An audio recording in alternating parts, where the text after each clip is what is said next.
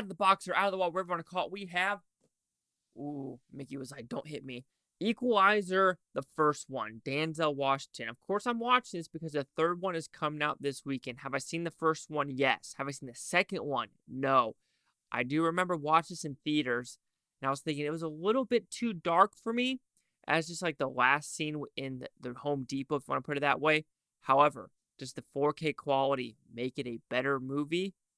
It does. It really, really does.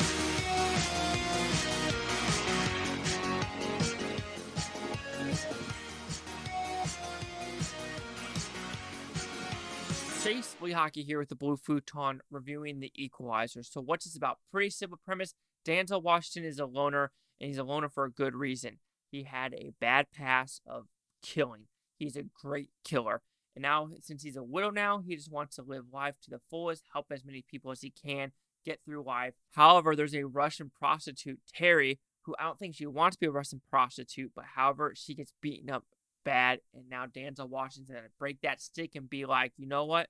We're going John Wick on these mofos. Even though I think Equalizer came out before John Wick. I could be completely wrong, though. But my God, Russians, stop being the bad guys. Stop being dicks. So, like this movie. So, I am a sucker for Antoine Fuqua movies.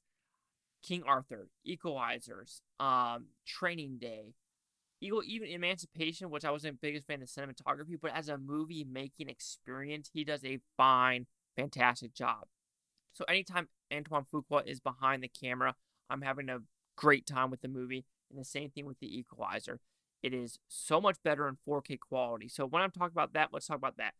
It is brighter. It shows everything. You can see the murders this time. And like I said, in the theater, maybe it was a bad light bulb where it's like, especially the guy getting stabbed in the neck or the barbed wire noose, you're just like, oh, I can't really see anything. But on your own screen, the 4K quality and the brightness and the surround sound really works. The Dolby Atmos was awesome. I do have 7 speakers in my house. It's freaking fantastic. Back, 5 forward, super, super awesome. And like I said, quality, fantastic, top notch. But this movie, Denzel Washington delivers. David Harbour delivers. Chloë Grace Moretz delivers.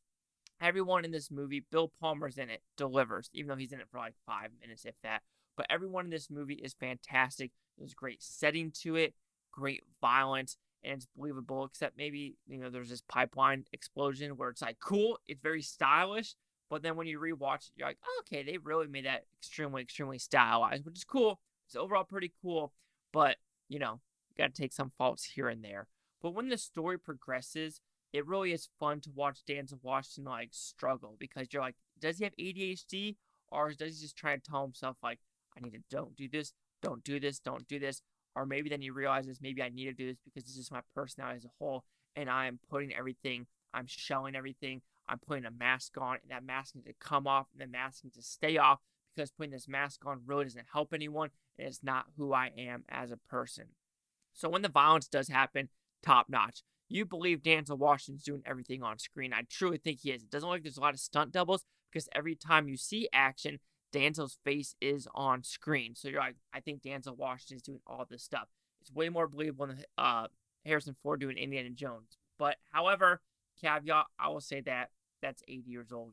Denzel Washington's in the 50s or 60s when making Equalizer. I do think the story is good. Yes, it's kind of rehashed with what you've seen before, but it still completely works. I think the Terry character, the Chloë Grace Moretz character, actually, she's only in this movie for, I would say, 10 to 15 minutes. Like, she's a very, very small subplot, which in the movie itself feels like it's a bigger subplot, but her character arc itself is very front end of the movie, back end of the movie, and everything in the middle is actually more predominant characters of people working at the Home Depot, things that are happening with these Russian characters, which I actually enjoyed that aspect of it. You could say there are little too perfect moments. And what I mean by that is, like, all of a sudden now, when Denzel Washington wants to be a badass, all these bad guys are coming out of nowhere, like these dirty cops in Boston, like this person that is robbing someone at the Home Depot. However, you don't see what Denzel Washington does to that person. I need an extra 3 minutes of the movie to show what Denzel Washington did to that person. I really need to see it, because I think it would be super, super cool.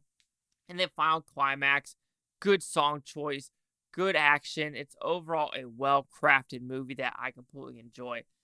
It feels like these are one of the movies where the critics are like, it's a Denzel Washington movie, but audience really love it. This, Man on Fire, Unstoppable, which is such a good movie with him and Chris Pine. Tony Scott knocked it out of the park with that movie. Taking a Pelham 1, 2, 3 with John Travolta, another Tony Scott movie. Freaking awesome movie. And this is another one. Equalizer does what it's supposed to do. It delivers the violence. It delivers the fun. It delivers the badassery. Yes, there's some, like story arcs where is that really needed? Or just some perfect timing elements. But overall, I enjoyed the living shit out of the Equalizer. So the Equalizer will receive a 4.5 out of 5 Blue Futons. He was at 90%. Let's see the Critics' Music Awards gave this one. So you have critics a 60%, audience score 76, 204 for the critics, over 50,000 for the audience, critic consensus. The Equalizer is more stylish, violent than meaningful, but with Antoine Fuqua behind the camera and Denzel Washington dispensing justice, it delivers. Absolutely, it freaking delivers. You're high on crack if you think it doesn't. Anyway, 90, 60, 76. I'm saying your name wrong, director. I'm so sorry. Chase out with the Blue Futon. Like, comment, subscribe. Let me know what you think of Butantopia. Buton, think about a great day. Now, I don't care about this today, tomorrow, week from now, month from now, year from now. I love every single one of you. And of course, you know what's going to happen next. Equalizer 2 and Equalizer 3.